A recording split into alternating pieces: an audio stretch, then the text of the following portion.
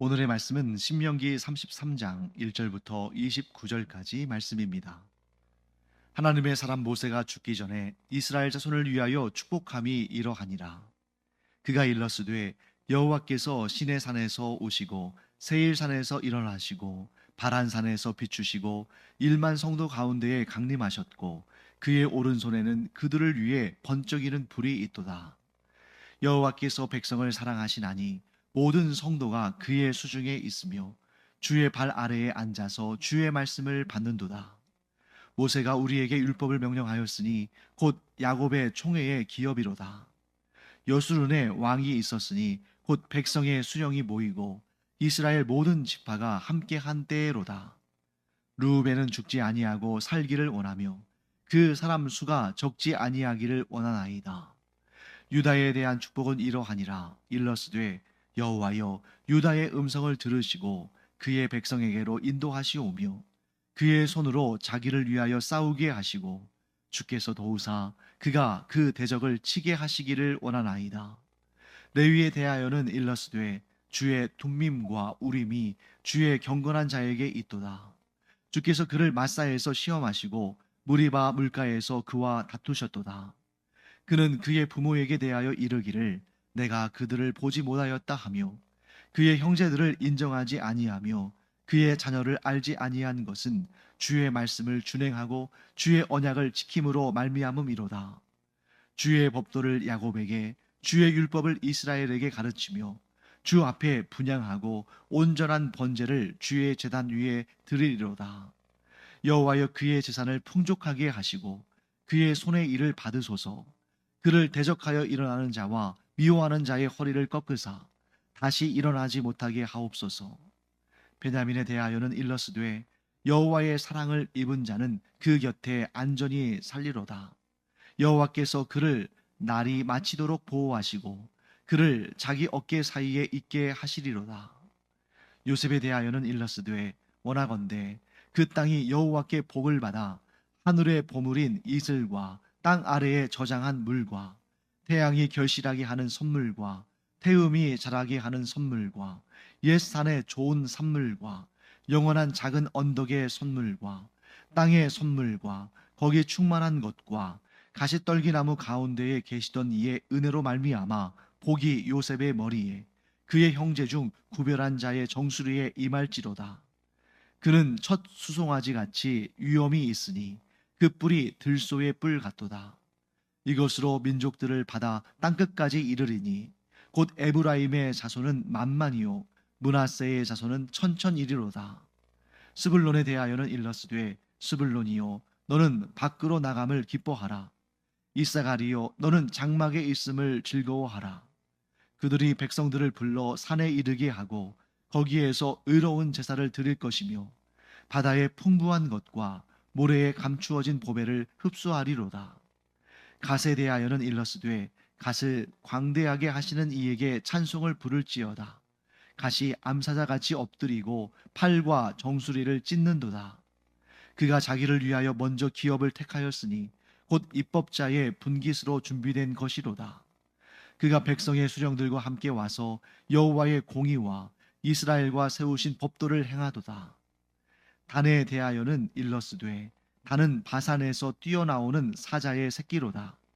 납달리에 대하여는 일러스되 은혜가 풍성하고 여호와의 복이 가득한 납달리여 너는 서쪽과 남쪽을 차지할지로다. 아셀에 대하여는 일러스되 아셀은 아들들 중에 더 복을 받으며 그의 형제에게 기쁨이 되며 그의 발이 기름에 잠길지로다. 내 문빗장은 철과 놋이 될 것이니 내가 사는 날을 따라서 능력이 있으리로다. 여수른이여 하나님 같은 이가 없도다. 그가 너를 도우시려고 하늘을 타고 궁창에서 위엄을 나타내시는도다. 영원하신 하나님이 내 처소가 되시니 그의 영원하신 팔이 내 아래에 있도다. 그가 내 앞에서 대적을 쫓으시며 멸하라 하시도다. 이스라엘이 안전히 거하며 야곱의 샘은 곡식과 새 포도주의 땅에 홀로 있나니 곧 그의 하늘이 이슬을 내리는 곳에로다. 이스라엘이여 너는 행복한 사람이로다. 여호와의 구원을 너같이 얻은 백성이 누구냐? 그는 너를 돕는 방패시요 내 영광의 칼이시로다. 내 대적이 내게 복종하리니 내가 그들의 높은 곳을 밟으리로다. 자, 우리가 이렇게 외워두면 좋겠네요. 신명기 33장은 모세의 축복이 담긴 장이다. 자, 신명기는 전체가 34장입니다. 그런데 이 34장 가운데 마지막 34장은 어떤 내용이 나올까요? 자, 이 신명기는 모세 오경 가운데서도 마지막 책이죠. 그런데 이 신명기가 34장으로 구성되어 있는데 당연히 맨 마지막 장에는 어떤 사건이 나오겠습니까? 모세의 죽음이겠죠. 그래서 신명기 마지막 장인 신명기 34장은 모세의 죽음을 기록하고 있고, 신명기 33장, 즉 마지막에서 두 번째 34장 앞에 있는 33장은 어떤 내용입니까? 모세의 축복이 담겨 있다. 이렇게 외워두시면 좋겠습니다. 자, 어떤 분들은 이 모세오경을 쭉 읽으면서 그 앞에 모세라는 이름이 붙어 있잖아요. 그래서 창세기부터 신명기까지 이 5권의 책을 모두 다 모세가 기록한 것이라고 생각합니다. 맞을까요? 틀릴까요? 반은 맞고 반은 틀립니다. 자, 창세기, 출애굽기, 레위기, 민수기, 신명기, 그 기본적인 내용들은 다 누구를 통해서 전달된 것입니까? 모세를 통해서. 하나님께서 모세에게 주신 말씀을 모세가 가르치기도 했고 기록하기도 했고 그 자료들을 남겼습니다. 하지만 그 전체의 내용을 편찬한 것, 즉 편집한 것은 모세가 아니라 모세의 후대겠죠. 예를 들면 이런 것입니다. 자, 세종대왕에 관한 기록, 즉 조선왕조 실록 가운데 세종대왕 편은 세종이 기록한 것입니까? 아니면 그 다음 때에 그의 아들인 문종 때에 기록됐을까요? 문종 때에 기록된 거죠. 자, 그러면 세종 때는 전혀 기록이 없다가 문종 때에 와서 그제서야 부랴부랴 기억을 더듬어가면서 기록했을까요? 아니죠. 세종 당대에 사관들이 있잖아요. 사관들이 이 왕이 한 말 한마디 한마디 빠짐없이 다 기록하고, 그런 내용들이 이제 승정원 일기랄지, 그러니까 우리가 알고 있는 것은, 주로 알고 있는 것은 이 조선왕조 실록입니다만, 그것의 원 자료가 되는 승정원 일기랄지 이런 내용들은 훨씬 더 분량이 방대합니다. 그래서 그런 내용들을 이렇게 정리해서 왕조 실록을 만드는 거죠. 마찬가지입니다. 자, 이 모세 오경의 가장 근간이 되고 중요한 내용들은 다 누구를 통해서 전달됐습니까? 모세를 통해서. 하나님께서 모세를 감화시키셔서 그에게 말씀도 주시고 깨닫게도 하셔서 모세를 통해서 기본적인 내용들이 다 준비가 되었지만, 그것을 전체적으로 편집하고 정리하고 기록에 남긴 그런 역사는 그 후대에 이루어지는 거죠. 아마도 여호수아의 지시 아래서 그런 서기관들 같은 사람들이 했을 가능성이 큽니다. 자, 그걸 어떻게 알 수 있냐면 1절부터 5절까지 말씀을 보세요. 자, 이 모세의 축복이 담겨 있는 신명기 33장의 대부분의 내용은 모세를 통해서 주어진 말이고 그것을 거의 직접 인용하다시피 기록했습니다만, 1절부터 5절까지 말씀 보시면 이런 내용 나오잖아요. 1절 말씀. 하나님의 사람 모세가 죽기 전에 이스라엘 자손을 위하여 축복함이 이러하니라. 자, 모세가 자기가 직접 이렇게 썼을까요? 그렇게 쓰지 않았겠죠. 누군가가 모세가 이런 일을 했다 하고 기록한 것입니다. 아마도 그가 한 모습, 즉 모세가 축복하는 모습을 지켜보고 들은 사람이었겠죠. 자, 그 다음에 4절 말씀도 마찬가지죠. 모세가 우리에게 율법을 명령하였으니. 자, 모세 자신이 썼다면 이렇게 하겠습니까? 내가 너희에게 하나님의 율법을 명령하노니. 이런 식으로 썼겠죠. 자, 그런데 이 직접적인 인용의 내용들은 또 직접적으로 인용을 합니다. 자, 2절 말씀 볼까요? 그가 일러스되 여호와께서 시내 산에서 오시고 세일산에서 일어나시고 바란산에서 비추시고 1만 성도 가운데에 강림하셨고 그의 오른손에는 그들을 위해 번쩍이는 불이 있도다. 3절 여호와께서 백성을 사랑하시나니 모든 성도가 그의 수중에 있으며 주의 발 아래에 앉아서 주의 말씀을 받는도다. 자, 어디부터 어디까지가 모세가 직접 한 말일까요?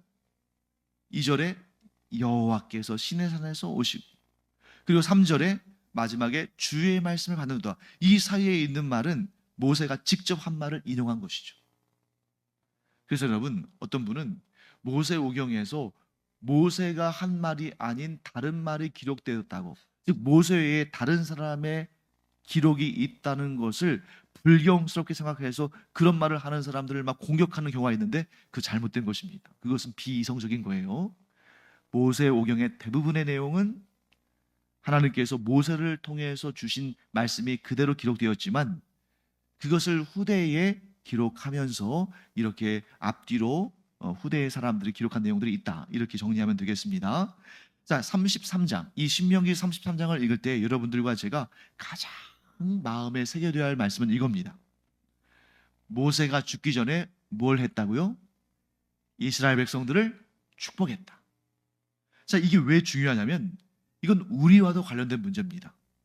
사랑하는 성도 여러분, 우리도 죽기 전에 그저 자기의 문제에만 몰입해서 그저 먹고 사는 문제, 그런 거에만 관심을 두고 그냥 내가 이렇게 허무하게 죽는구나 하고 그렇게 인생을 한탄하면서 마무리하는 것이 아니라, 우리가 죽기 전에 내가 죽은 다음에 어디를 가게 될지, 또 무엇을 경험하게 될지를 믿고 확신함으로 말미암아 인생의 그 마지막 순간을 두려움과 고통과 원망과 불평으로 마치는 것이 아니라 사랑하는 자들을 축복함으로 인생을 마치는 우리가 되기를 간절히 축원합니다.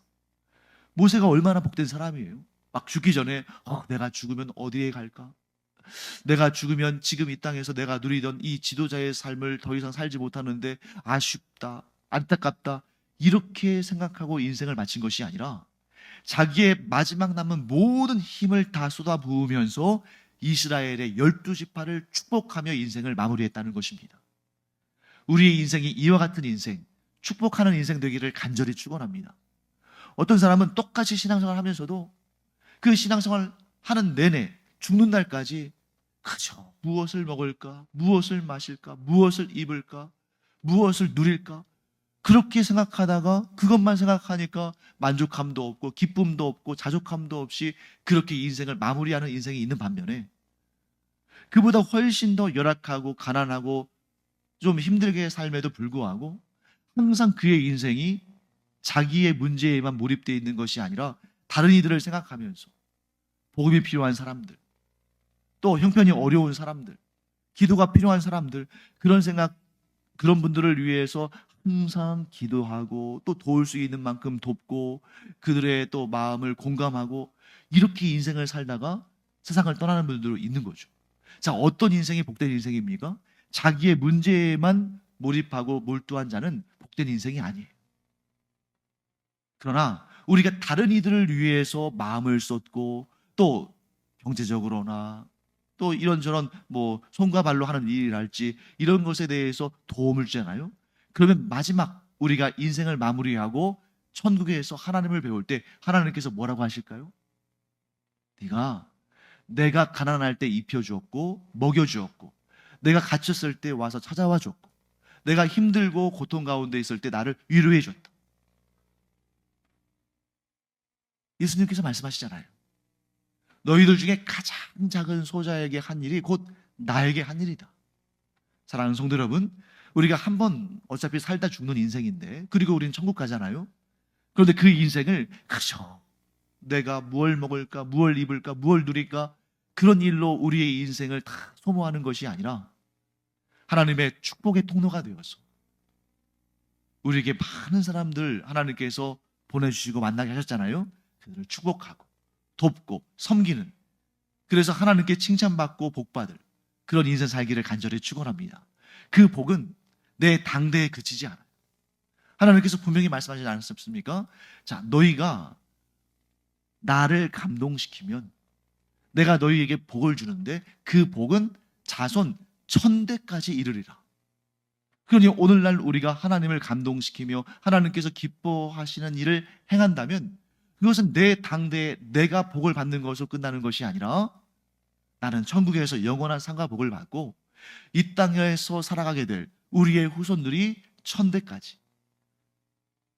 10,000대까지, 아니 주님 오시는 그날까지 복을 받게 될 줄 믿습니다. 자, 그 다음에 이제 시간적인 여유가 없기 때문에 이 12지파 각각에 대해서 축복한 내용들을 우리가 다 볼 수는 없는데 대표적인 내용들을 좀 보겠습니다. 자, 이 내용들을 볼 때 여러분들이 한 가지 주의할 부분이 있습니다. 자, 보통은 축복을 한다 그러면 어떤 식으로 축복하는 것이 일반이겠습니까? 일반적이겠습니까? 자, 우리 이하른 주사님 자식이 5명 있는데 축복한다면 기본적으로 어떻게 축복하겠어요? 순서에 따라서 축복하겠죠. 순서에 따라서 첫째, 둘째, 셋째, 넷째, 다섯째 이렇게 하는 것이 가장 일반적인 거 아닙니까? 그런데 오늘 모세가 이스라엘의 12지파를 축복하는 내용을 보세요. 맨 앞에 딱 누구를 축복합니까? 루벤이 나오죠. 그러면 딱 이렇게 우리가 생각할 수 있죠. 야곱의 12아들들의 순서에 따라서 장자부터 축복하는구나 하고 생각할 수가 있는데 딱 그 다음에 7절 말씀에 누가 나옵니까? 유다가 나오죠. 유다는 4번째 아들이에요. 딱 7절을 보는 순간 이게 야곱의 아들들이 태어난 순서가 아니구나 하는 것을 알게 됩니다. 그러면 그냥 무작위로 제비뽑기식으로 그냥 아무나 이렇게 축복을 했을까? 그렇진 않았을 것 같아요. 분명히 모세가 마지막으로 이스라엘 12지파를 축복하는데 그냥 생각 없이 하진 않았겠죠. 그 순서에서 우리가 어떤 중요한 의미를 발견할 수 있다는 것입니다. 자, 일단 루벤을 제일 먼저 언급하는 이유는 뭐겠어요? 장자니까. 장자니까 그를 먼저 언급해 줍니다. 자, 그러면 중요한 것은 뭐냐면 왜 유다가 2번째로 나오느냐? 이것도 중요하겠지만 사실 더 궁금한 건 이거 아닙니까? 2번째 아들인 시므온, 3번째 아들인 레위가 왜 먼저 나오지 않고 유다가 나올까? 자, 시므온과 레위가 2번째, 3번째 나오는 것이 당연한데 그들이 나오지 않는 이유는 무엇일까? 자, 일단 루벤은 실수가 많고 허물도 많은 사람이었지만 그에게는 장자의 역할을 했던 좋은 기억이 하나 있습니다. 반면에 시므온과 레위는 그렇지 못했죠. 자, 일단 이걸 한번 볼까요? 12명의 아들 가운데 1번부터 4번, 즉 맨 앞에 4명은 레아의 아들들입니다. 루벤, 시므온, 레위, 유다. 그러니까 이 4명이 메이저급인 거예요. 왜? 레아의, 즉 첫 번째 부인의 아들들이니까. 그리고 제일 먼저 태어났으니까. 그런데 여러분, 이 안타까운 사건 혹시 기억하십니까? 야곱과 그의 가족들이 이렇게 쭉 가나안 땅에 들어와서 원래 야곱이 그 아람 땅에 외삼촌 라반의 집에 도망쳤었잖아요. 그런데 다시 돌아와서 이렇게 쭉 남쪽으로 내려오는데 세겜이라는 지역 쪽에 와요. 그런데 거기에서 하몰의 아들 세겜. 그러니까 옛날에는 이 고대 시대에는 어떤 그 지역의 유력한 사람, 즉 권력자의 이름을 따라서 도시 성읍 이름을 지었잖아요. 그러니까 그 지역의 추장, 우두머리가 세겜이라는 사람인데 그래서 그 마을 이름을 세겜이라고 지었는데 그 세겜이 야곱의 딸이자 레아의 딸, 즉 루벤, 시므온, 레위, 유다의 친여동생. 왜 여동생들이 많이 있었겠습니다만 나머지는 또 다른 배다른 남매들이겠죠, 자매들이겠죠. 그렇기 때문에 이 디나는 이들에게는 특별해요. 왜냐하면 자기의 어머니, 친어머니가 낳은 딸이니까, 여동생이니까. 그런데 그 디나가 그 지역에 마실 나갔다가 이 하몰의 아들 세겜에게 좀 악한 일을 당하고 욕보임을 당한 다음에 그들이 어떻게 합니까? 복수를 하는데 너희가 할례를 받으면 우리와 통혼하는 그런 걸 우리가 인정하겠다. 그래서 그들이 할례를 받고 고통 가운데 있을 때 가장 고통이 극심한 3일째에 누가 그 세겜과 그 마을 사람들을 다 죽이냐면 레아의 아들들 가운데 2번째와 3번째인 시므온과 레위입니다. 그들을 그렇게 포악했어요. 또한 결정적인 사건이 있었는데 야곱이 라헬만 사랑하니까 당연히 그 라헬의 라이벌인 레아의 아들들이 싫어하지 않았겠습니까? 그래서 야곱이 라헬의 아들인 요셉을 너무 총애하니까 시기하고 질투했어요. 그래서 어떤 결정을 내립니까? 그를 죽이려고 합니다. 처음부터 종으로 팔려고 했던 게 아니에요. 죽이려고 했습니다. 그때 그 죽이려고 작당한 사람들 가운데 대표가 누구였을까요? 정확히 나오지 않습니다만 분명히 시므온과 레위였을 거예요. 왜냐하면 라헬의 아들들은 요셉과 베냐민 둘뿐이죠. 나머지 10명의 아들들 가운데에 레아의 아들들이 6명이고 또 그 여종들, 즉 첩들의 아들들이 4명이에요. 그 첩들의 아들들은 아무래도 힘을 못 쓰지 않았겠습니까? 그러니 이 레아의 앞에 4명의 아들들이 주도적인 사람들이에요. 그 4명이 누굽니까? 루벤, 시므온, 레위, 유다. 그런데 그 사건이 있을 때 루벤은 그래도 자기가 장자이기 때문에 아버지에게 씻을 수 없는 고통을 드리는 것은 그건 좀 아니다 싶어서 요셉을 살리려고 그를 죽이지 못하도록 우물에 집어넣습니다. 그런데 그를 직접적으로 그 우물에서 건져내어서 그가 죽임을 당하지 않도록 종으로 팔자고 말하고 그를 내어준 사람, 그를 살려준 사람이 누구예요? 유다였어요. 그렇기 때문에 르우벤과 유다가 첫 번째와 두 번째로 나오게 되는 것입니다. 왜? 요셉을 살려줬으니까. 그래서 그들이 하나님의 도구로 쓰임 받아서 요셉을 살려줌으로 말미암아 훗날에 요셉으로 인해서 이스라엘 백성들이 그 큰 큰 기근 때에 애굽에서 그들이 살게 되고 그로 말미암아 이 이스라엘 민족이 큰 수로 불어나게 됐죠. 그래서 이 모세의 축복을 잘 보시면 순서상으로는 르우벤과 유다가 제일 먼저 나오고 복을 받은 분량과 그 내용으로는 요셉이 가장 풍성하게 나옵니다. 왜? 요셉은 두 몫을 받았잖아요. 어떻게 해요? 요셉의 두 아들 에브라임과 므낫세가 두 몫의 복을 받는, 그래서 복의 중심이 되는 그런 모습을 보게 됩니다. 자, 그 다음에 시간이 많이 지났으니까 한 가지만 우리가 더 볼 텐데요. 맨 앞에 르우벤과 유다가 나오는 것은 그들이 하나님의 구원 역사에 쓰임 받았기 때문이죠. 민족적으로도 마찬가지고요. 그 다음에 시므온 대신에 레위가 나옵니다. 레위가 나오는 이유는 뭘까요? 그들에게 있는 영적인 리더십 때문이에요. 자, 앞에 있는 르우벤은 혈통의 리더십입니다. 혈통상 장자죠. 그 다음에 나오는 유다는 어떤 리더십이에요? 정치적 리더십이죠. 왜? 이 유다 지파를 통해서 이스라엘의 왕들이 나오잖아요. 그리고 다윗도 이 유다의 후손이죠. 자, 그 다음에 레위는 어떤 리더십을 가졌어요? 영적인 리더십. 하나님을 섬기는 일에 있어서 리더십을 가졌기 때문에 지금 이 혈통상 정치적인 또 영적인 리더십들이 쭉 먼저 소개가 되고 그들에게 복을 선포합니다. 그런데 이 레위에 관한 축복 가운데 이게 과연 축복인가? 아마 나머지 내용들은 여러분들이 읽어보시면 다 아실 거예요. 그래서 제가 굳이 설명 안 드려도 되겠습니다만 9절 말씀은 여러분들이 보실 때 고개를 좀 갸우뚱하셔야 됩니다. 우리 오늘 신명기 33장 9절 말씀 함께 읽어볼까요?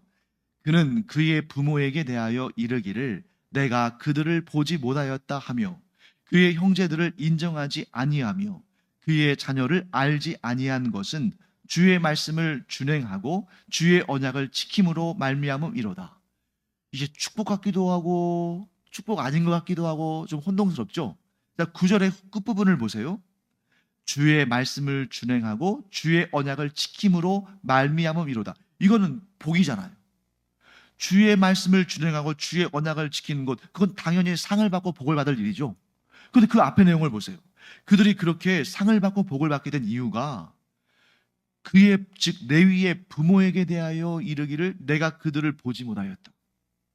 내가 그의 형제들을 인정하지 아니하였다. 내가 그의 자녀들을 알지 아니하였다. 이렇게 말했기 때문이라는 거예요. 사실 부모를 보지도 못했다.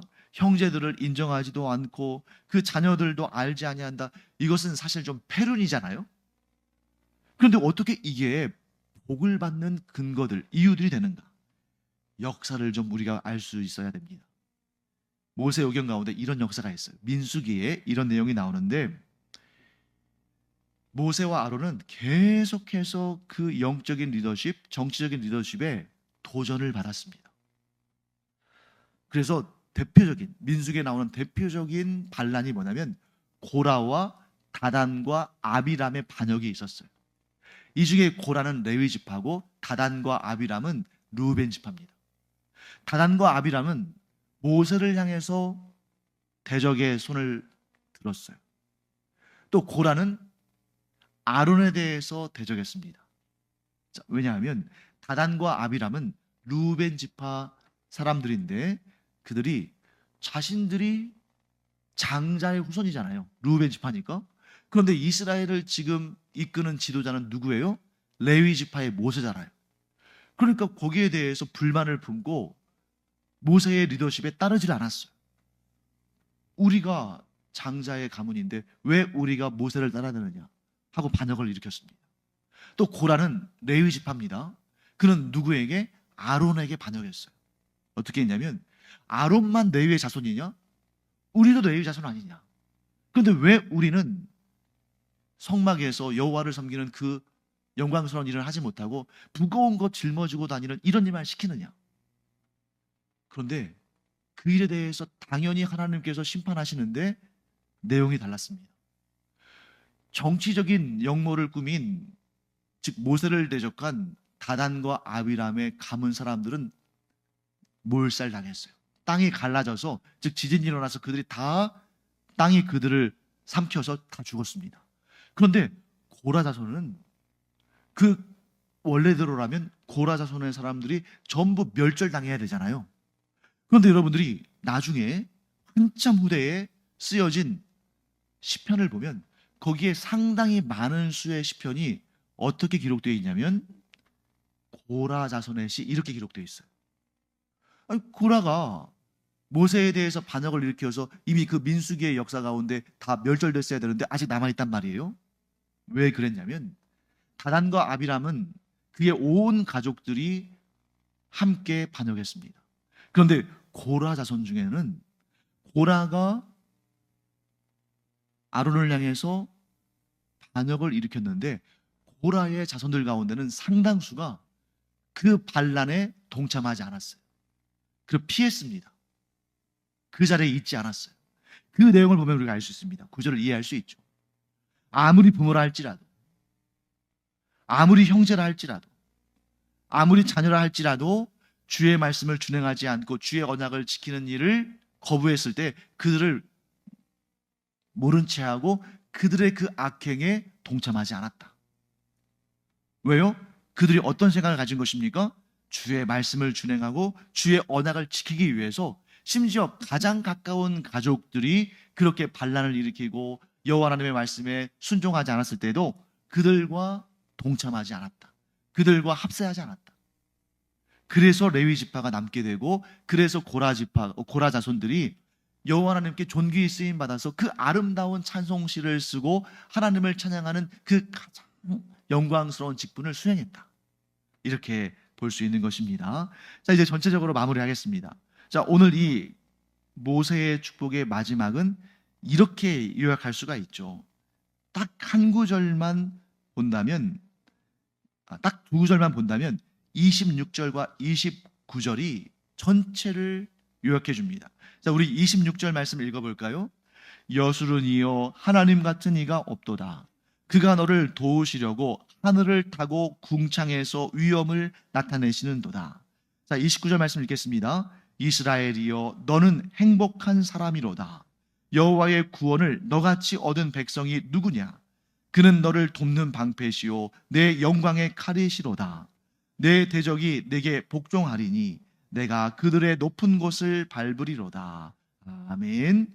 자, 여술은 우리 지난 시간에 배웠죠? 여술은 히브리어 야사르라는 단어에서 나왔는데 이 야사르는 바르다, 바름 이런 뜻이었어요. 이스라엘 백성들이 여호와 하나님을 바르게 따랐다면 이 모세가 남긴 이 축복이 그대로 다 이루어졌을 텐데 문제는 뭐였습니까?